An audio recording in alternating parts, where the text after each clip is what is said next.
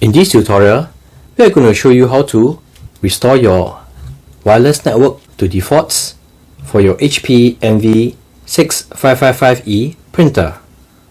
You may need to do a restore to network defaults if you have changed to a new service provider, or if the printer has moved to a new location and you need to get it set up and connected to the new network. So we will do the restore from the control panel.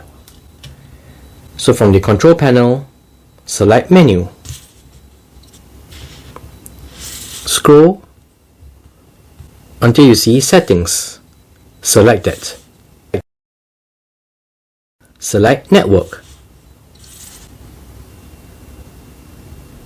Under network, you need to scroll all the way to the bottom and you will see restore network settings.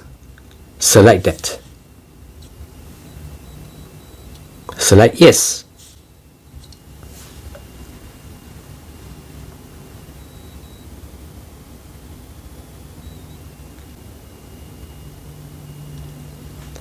And the network defaults have been restored.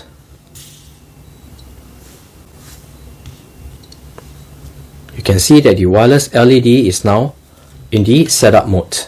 It is not connected to any network and is blinking. So this is how you restore to network defaults for your HP Envy 6555E printer.